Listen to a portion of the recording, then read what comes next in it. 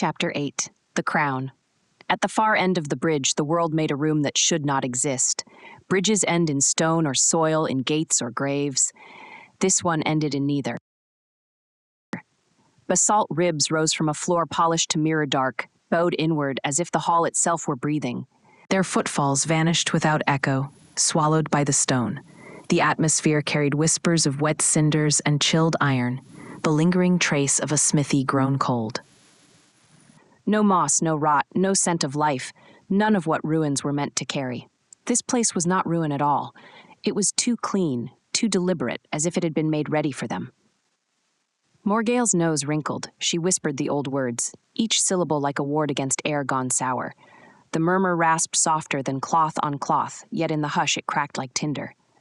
Anselm heard it too clearly, and wondered if she spoke to steady herself, or to name something the rest of them could not see. He hugged the journal tighter, listening to the thrum of his own pulse, afraid the silence might unright him the moment he loosened his grip. His stiffness did not escape Darian, who watched the scribe's knuckles whiten as though he clutched more than parchment. Darian's hand twitched against his hilt, the leather creaked under his grip, and the steel beneath gave back a faint warmth, answering the hush like a heartbeat that was not his. The heat felt almost audible, a low throb pressing through his palm. Ysara caught that motion, eyes narrowing at the blade as though weighing whether the sound she thought she heard, metal ticking faintly against its scabbard, belonged to the weapon or the man. Her gaze climbed higher, following the ribs overhead. Dust drifted down in weightless motes, silent as falling ash. And to her eyes, the black arches carried the ghost of script etched into the bone of the hall itself. At the edge of them all stood Edran, helm shadowing his face. The scrape of his breath against steel was the only sound he made. He watched their mutters, their grips, their stolen glances, and gave back nothing. In that oppressive stillness, his silence bound them tighter than words, and sharpened the unspoken question. If betrayal already walked among them, had it not the shape of him? His jaw clenched. The thought was poison. Why would he even imagine it? He shook his head, as if to scatter voices that were not his. Even the mirror floor gave back their shapes thinner than they were, reduced as though the hall preferred smaller truths than the ones they had carried inside. At the center stood a chest of ironwood, bound in links the color of old tongues. The chains didn't fasten it shut so much as persuade it not to open. Letters stamped along each link in the old script, then crossed out by their own shadows. The wood was warm beneath Edran's glove, damp, as if it remembered rain from an age that had no weather. Flanking the hall stood basalt figures, 6, 9, 12, never the same number twice. At first they seemed only statues, eyeless hollows where faces should be, mouths left open as if something had tried to speak through them, and failed. Yet their stance was too natural, the tilt of their heads too human, as though breath had only just departed. Darian shifted his grip on the hilt, knuckles pale against the brass cap. The sound of leather creaking was louder than it should have been. Anselm raised his quill, meaning to mark their number, then lowered it again. The count slipped from him like ink that would not stay. Ysara did not count at all. Her gaze stayed on those hollow mouths, watching as if words might still be gathering there in the dust. Morgale broke the hush with a sharp spit onto the polished floor. The gesture was ward more than contempt. But even that small noise vanished as though the air swallowed it whole. She laid her palm to the nearest chain. Her skin glowed faintly. She hissed and pulled back. Bound with language, her voice trembled. Not steel, but a spell. Words hammered into a curse that cannot break. Then she spoke the wrong tongue. Each syllable dropped heavy, like stones into a dry well. The links sighed once. Darian flinched. Every time she used that tongue, he felt it shiver in his chest, as though the words reached places his own blood should have guarded. The heat in his hilt answered, a pulse too quick for his age, and he hated that no one else seemed to notice. For a heartbeat, nothing moved. Then dust spilled from the guardians' mouths. And something else. From the seams of the ribs bled ink, not liquid but alive. Letters slid down the stone like black veins, pooling and rising, knotting into half shapes, limbs hooked with commas, jaws chewing on unfinished words. Anselm staggered back. Ink dripped from his palm to join them, as if summoned. His lips cracked around horror. "The messenger," he gasped. "This place, this is where they questioned him. No, where they tore him. These are the ones. They wrote him apart until every vein was a sentence, until he bled only letters." Ink bled down the ribs, pooling dark on the floor. The pool quivered, divided, and rose into shapes. Then, suddenly, the shapes lunged, creature forms made of broken script. One arm was a sentence torn mid-word. Where it struck, basalt powdered into silence. The statues woke as well. Stone joints ground, hollows yawning wider, and with each step, they unstitched sound instead of making it. "Move," Edran barked, though his grip clung white to the lid. A pulse answered him from within, not his own, thrumming up through his arms. For an instant, he could not tell if the shout had been his voice or the crown's. Morgale spat the wrong tongue again. Chains buckled, one guardian froze mid-step, two more shuddered free. Anselm's quill snapped. Ink splattered across the floor, crawling into crooked lines before it fell. The crown heals what it breaks. The words blurred, reversed, or breaks what it heals. For a breath, the hall stood still, as if weighing which truth to keep. Darian swung. The hilt burned eager in his hand. Iron met basalt. No sound, only a shudder through bone. The guardian staggered, as if reminded what a wound was. Black spray streaked his cheek, searing into twisted scars that read like letters no one could finish. He cursed and struck again. The mark stayed, a sentence cut short. Anselm fumbled at his belt and drew the short knife he normally kept for parchment. He rammed it into the crack Darian's blow had opened. The blade screeched and bent, steel straining. For a heartbeat, the guardian reeled, stone grinding like teeth. Then the knife snapped, the broken shard biting into Anselm's palm. His blood spattered across the wound in the basalt. The guardian convulsed, runes flaring pale red where the drops struck. For a moment it staggered, frozen mid-step, stone seams shuddering as if unsure whose body it carried. Anselm staggered back, clutching his bleeding hand, stunned at what his blood had done. Darian did not wait. He swung into the opening the blood had carved, iron finding weakness where no steel should. The hilt burned eager in his grip, and the strike split the basalt deeper than before. Black spray burst in half-formed letters, streaking across his cheek and searing into scars that read like an unfinished line. The guardian lurched, joints cracking, silence pouring from its hollow mouth. Edran's arms trembled with the crown's weight. Heat climbed his chest, synced with his heart until he could not tell which beat was his. A metallic tang filled the back of his tongue, like biting a coin. "Night," Ysara said, eyes on his throat. "It listens to you. Only you." "Then let it listen," Edran growled and tore the crown from the chest. He raised it high, iron rings trembling in his grip, and roared a battle cry. The sound ripped through the hush like steel through cloth, the first noise the hall had allowed, and the crown's pulse thundered back, louder, as if answering. The remaining chains fell slack, the letter creatures convulsed, pages tearing in a wind that wasn't there. The guardians froze, fissures racing their bodies. Then, as if duty ended, stone and script collapsed, ink spattered, dust settled, but one word lingered on the floor, still wet, still alive. Wait. The hall stilled. Edran held the crown. It pulsed beat for beat with his own heart. Morgale's warning fell flat into the hush, swallowed whole before the echo could form. Then take it, knowing it will take in return. Anselm's fingers dripped ink that would not stop forming letters. Darian touched his cheek where black scars burned. His skin spelled something he could not read. Ysara's gaze fixed on Edran's pulse. The polished floor reflected them poorly, choosing smaller, thinner versions. Faces slightly wrong. Edran lowered his head. He whispered the only sentence left that wasn't a lie. We take it, and it takes us. The pedestal waited at the hall's heart like an anvil set for a neck. Inscriptions coiled its sides, tight script wriggling when stared at too long, strokes crossing themselves out, rewriting back in. meaning fought to be born. The top was a shallow bowl of stone, dark as wet slate, ringed by a gutter where something once ran and dried hard. Morgale pressed her palm to the rim. Ash sigils in her skin flared. She hissed. "Old law," she said, voice thin. "It bites when you touch it." She traced one line it burned her finger, "Where sky splits, oath binds." She swallowed. "It seeks the blood of an oath-bearer, not a king, a knight." Her hand shook.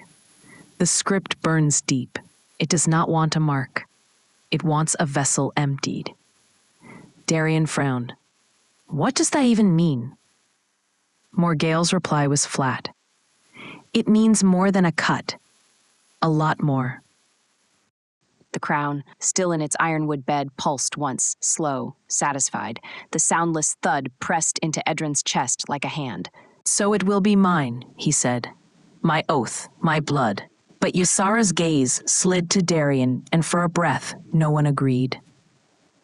The words rearranged something inside him. He saw St. Brand's cracked altar, Sister Mel's small smile vanishing without ripple, the rope slack across his glove, not torn, not frayed, but loosed, his fist opening. Memory, or a lie the crown was stitching into him? He tasted metal and could not tell if it was prophecy or guilt. "There is another way," Ysara murmured. She did not step closer. She didn't need to. Her gaze fixed on the pedestal, then on the hollow of Edran's throat. "But it ends with blood, too. Only the names differ." "You are not the only one who swore an oath. I am the only knight," Edran returned. Her voice thinned, sharp as a cut. "Are you?" The crown pulsed. Darian flinched. Anselm opened his book. His name on the first page was gone, blank margin to margin. He turned a leaf. Words he had written, dates, names, the silent bell, wavered and slid apart. They reformed into phrases that were not his. They gathered to a verdict. The crown chooses blood. "You could knight me, sir," Darian said, the words tumbling before he meant them. Edran's glare stopped him cold. Anselm pressed his thumb down, trying to anchor the text. For a heartbeat, the pad of his thumb blurred, transparent at the edge. "Perhaps only what I write remains," he whispered. His voice was thin, far down a corridor. A crooked smile. "Or perhaps even that will not." "Close it," Morgale said. She didn't look at him.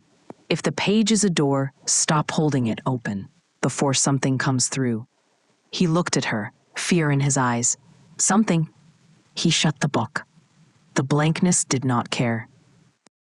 Darian stood near the chest, brass-capped hilt, snug in his palm. Heat climbed his arm to the hollow of his throat, where a second pulse had taken root. Patient, certain, not his own. It kept time with the crown. Each beat answered its silent throb across the hall, until the two rhythms fused and pushed aside the one that belonged to him. "You must strike him down," the pulse seemed to whisper. "Only then will the crown be satisfied. Only then there will be enough blood." He lifted his eyes to Edran's back. One step, two, distance small and impossible both. "No, this thing has put a spell on me." A voice that was not a voice answered, soft as a heartbeat. "You have no choice. The knight must die. He has already betrayed you." Ysara's gaze fixed on him, unblinking. Her voice barely stirred the hush. "You will be the hand that cuts." It was not praise, not condemnation. A naming. Edran growled. He pressed his palms to the ironwood.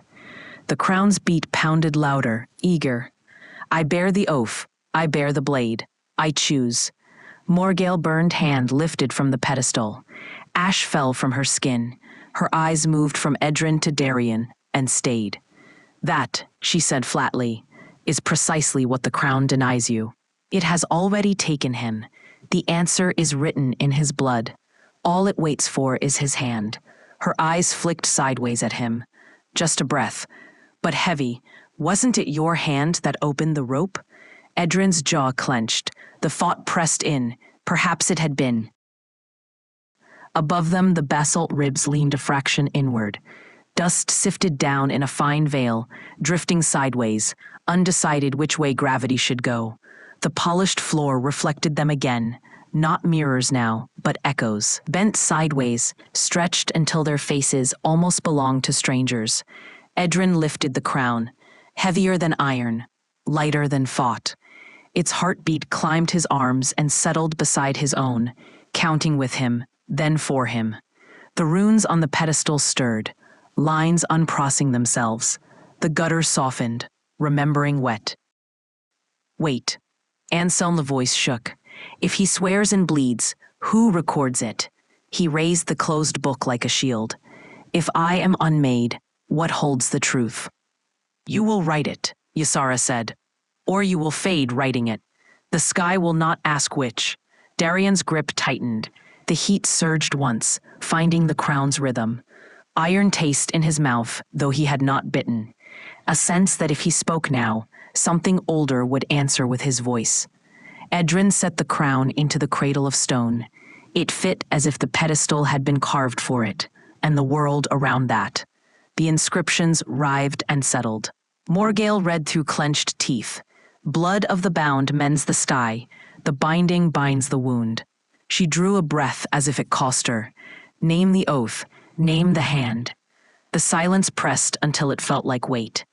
Edran looked at them. Morgale's burned hands. Anselm's thinning presence. Ysara's stillness that was not peace. The boy with a sword and 2 pulses. My oath, Edran said. My hand. The words tasted too easy, as if spoken before, perhaps on the rope. With Mael in his grip, the crown answered with a single eager beat. The floor shivered. The ribs leaned lower, bending to listen. Somewhere high above, a thin noise tried to be sound and failed, a seam straining. That night they made their camp beneath the bowed stone. None slept easily. The dream. When Edran closed his eyes, he dreamed of the rope. It hung loose over the chasm, rocky platforms at both terminals obscured by soot. The darkness beneath was denser than evening, starless.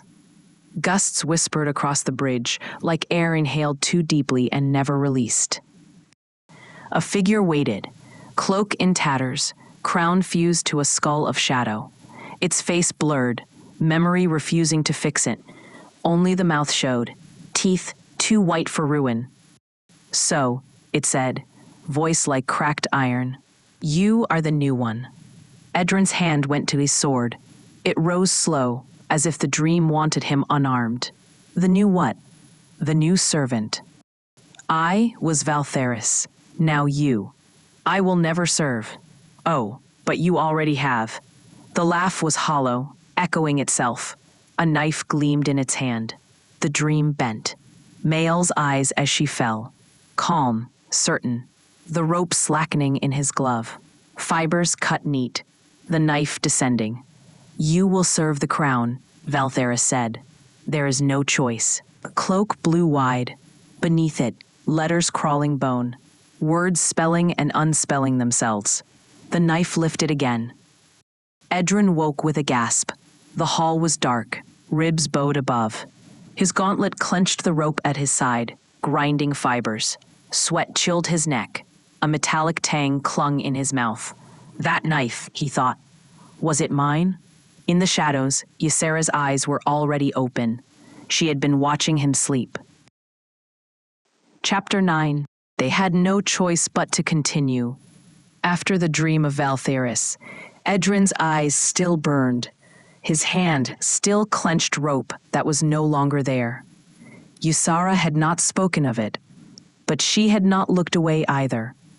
Now the pedestal waited, runes shifting like wounds that refused to close. They set the crown on the stone.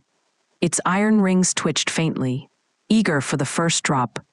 Morgale drew a circle of ash and salt to hem it in. Each line trembled as she laid it down, dust slipping sideways as if even ash feared the work. She lifted her scarred palms.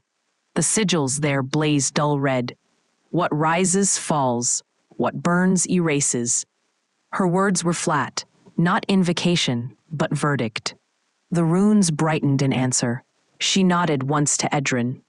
He stepped forward, his knees bent slow, deliberate, until he knelt before the crown. He unbuckled his gorget and set it aside, baring his throat. The skin there felt colder than the rest of him, a strip of vulnerable flesh, exposed in a place that did not forgive weakness.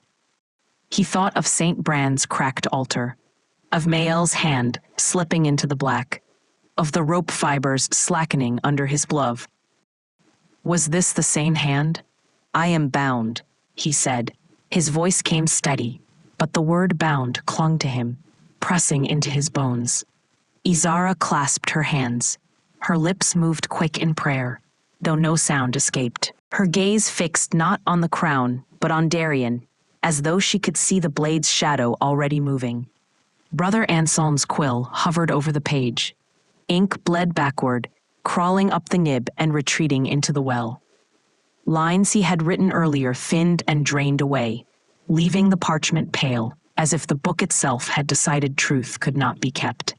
His own name, once faint, was gone. Now even the space where it had been collapsed inward. Like a mouth refusing to remember, a strangled breath escaped him. He gripped the book harder, as though weight alone could keep him from vanishing. Then the world hushed. Not silence as men know it, where hearts thrum and lungs rasp. This was total. Light remained, but sifted, diffuse, like dust seen through water. Even now blood gave no rhythm. Edran felt his own heart falter into absence. The steady drum he had trusted was gone, leaving him balanced on emptiness. Morgale staggered. Her mouth opened in a hiss of pain, but no sound came. The sigils on her hands inverted, black where they had been red, ash where they had been flame. She pressed her palms together and shook, as if holding herself shut. No, she thought. She knew she had screamed it. The silence ate it whole. Edran bowed his head. The void pressed against his bare throat, like the edge of a blade already waiting. He had told himself this was knightly honor, but it felt too much like surrender. Darien stepped forward. Heat ran up from the hilt, and a second pulse drove through his arm into his chest, pushing aside the beat that had been his own. It felt as though the sword had taken his blood and forced it to flow on its rhythm. His tongue dried to copper. Darien, Edran said. His lips shaped it, but it reached only the boy's eyes, not his ears. The knight's head bent lower. You are my squire. Darien's throat moved. Yes, my lord. His voice came silent into the suffocating hush. But inside him, a second voice spoke the words at the same time. Clearer, sharper, eager. Yes, my lord.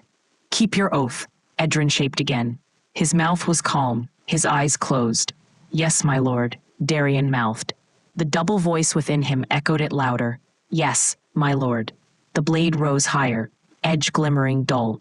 His pulse doubled, one his, one not. Izara moved, sudden, desperate. She caught his wrist with both hands, nails digging until blood welled. Her eyes rolled white, pupils vanishing. Her lips formed a warning in silence. Scars tear fast. Above them, a fracture unstitched itself across the hall's ribs. Dust rained down, silent, drifting sideways as if even gravity had lost its order. Darien's arm trembled. The sword hovered over Edran's bowed neck, shaking between oath and hunger. The crown pulsed once, hard enough that everyone felt it, and the blade surged downward, urged by a will not his own. Chapter 10. The Hand That Falls. The sword hung above Edran's bowed head. Darien's arm shook. The blade wavered, edge catching the gray light.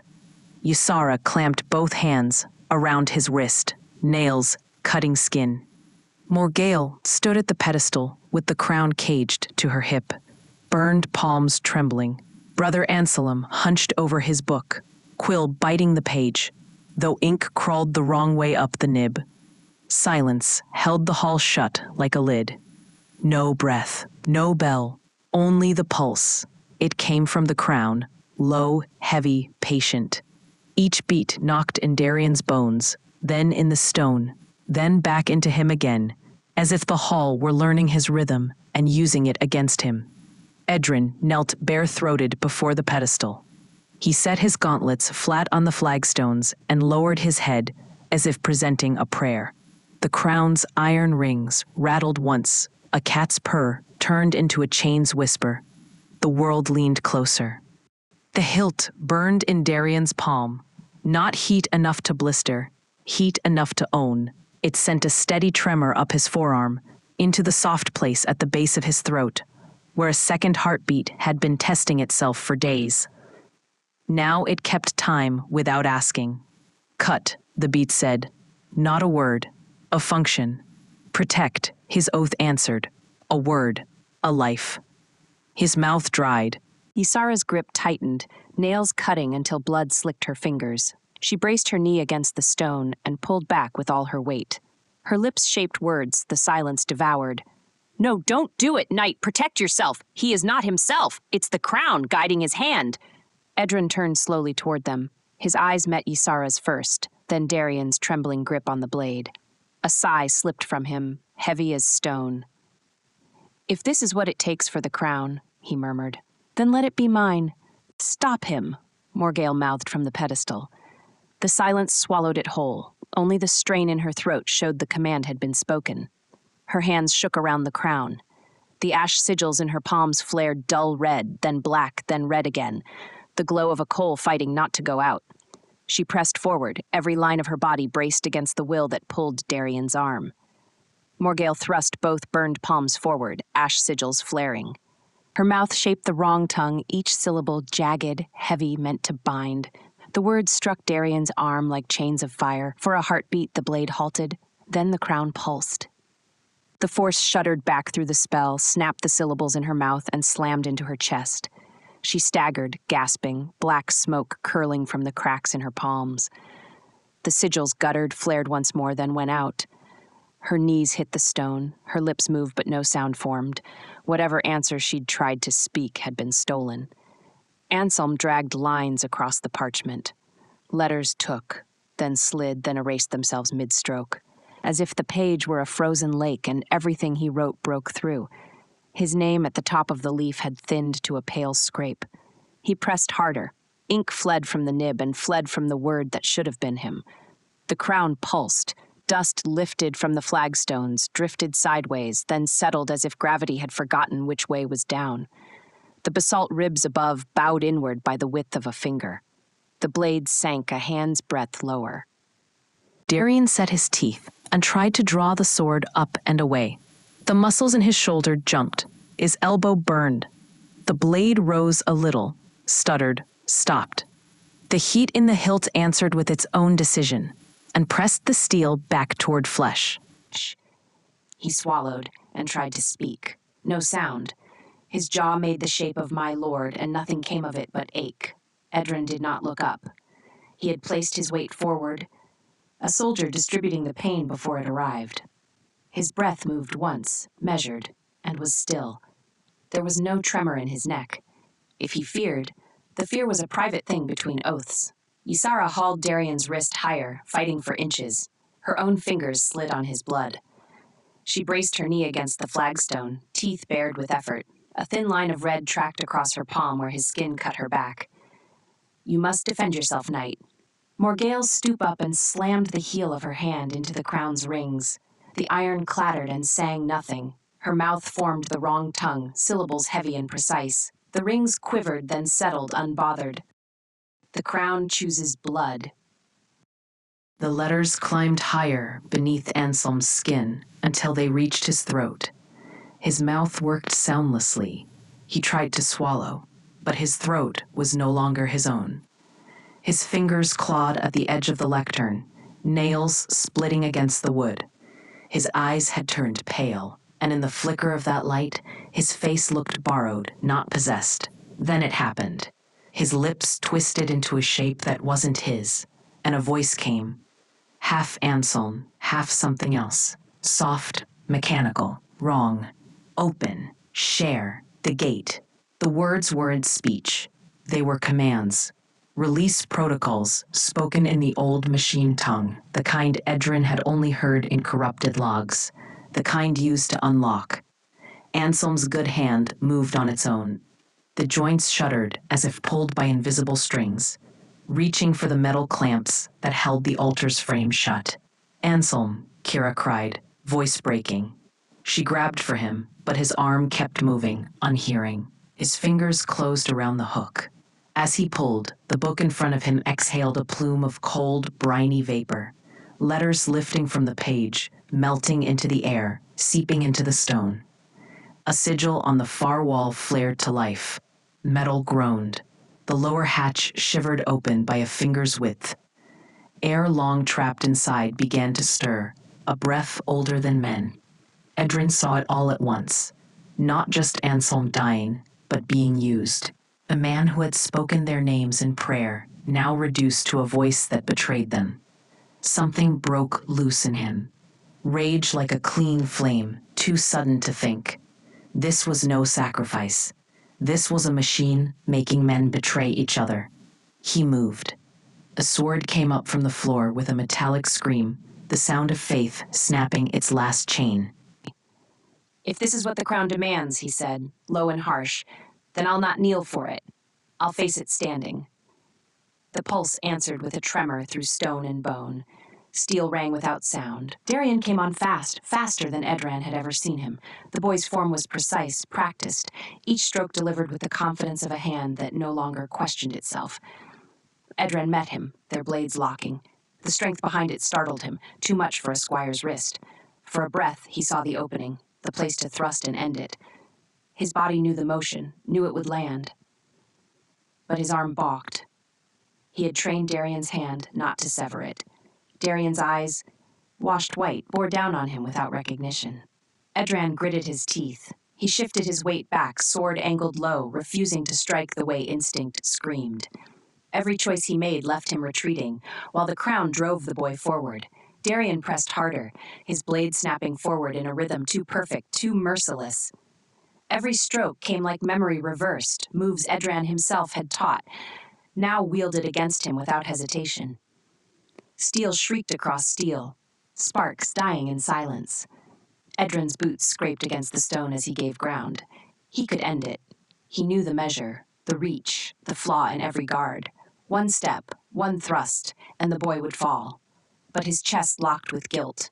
He saw not an enemy, but the soot-faced child from St. Bran, the one who had not cried when the world burned. The boy who had once clung to his shoulder and whispered, "Stay close." The crown's voice broke through Darien's throat, low and grinding. The crown keeps, the crown claims. His eyes, pale and depthless, did not belong to him anymore. Edran parried, teeth bared, every movement half-strength, pulled back from the killing edge. His arm knew restraint where it should have known survival, and restraint was the one thing the crown was waiting for.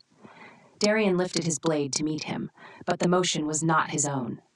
His eyes had gone pale, whites drowning the iris. His lips moved, shaping words he had never learned. Blood, knight, betrayer, the voice was not his. It carried the weight of stone and iron, the will of the crown pressed into sound.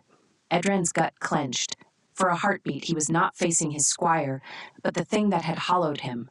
The pulse answered with a tremor through stone and bone. Edran could win. One twist, one riposte, and it would end. He didn't. Their eyes locked for a heartbeat.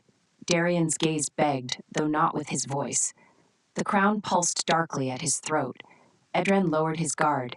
Steel cut across his throat in one clean line. Warmth flooded his chest, bright against the stone. His breath left steady, deliberate, as though this too was a vow. Ysara lunged, catching him before he fell. She cradled him in her lap, nails biting half-moons into his skin, as if she could hold him there. Tears blurred her sight. Her lips moved soundlessly. It was always you. The hall froze. Then the crown pulsed, a drumbeat beneath the earth. Dust rippled, ribs groaned, stone shuddered. Outside, the torn sky pinched with a jagged silver seam. A scar, not a healing. Morgail staggered upright, dragging the crown to her hip. It pulsed like a living heart, steady and endless. Anselm dropped his quill. His page bore the lines still. The crown chooses blood. Above it, His name was gone. He mouthed it, pleading, but none of them looked his way. Already they could not recall him. Darian stood trembling, sword wet in his grip. Heat surged up his arm, anchored in his throat. 2 pulses now beat in his blood, his and the crown's. He pressed his fingers to his neck. The new rhythm claimed him. Night, it whispered. Or maker of nights. He had no answer. Ash drifted from the ribs above, gray as old bone. Beyond the hall's shattered mouth, a single bell tolled, 1 note, final, without echo. Ysara bent over Edran's body. Morgale staggered under the crown. Anselm faded. Darian last, throat tight with a name that was no longer his, sword dragging heavy at his side. The scar in the sky did not close, and in Darian's chest the second pulse kept time.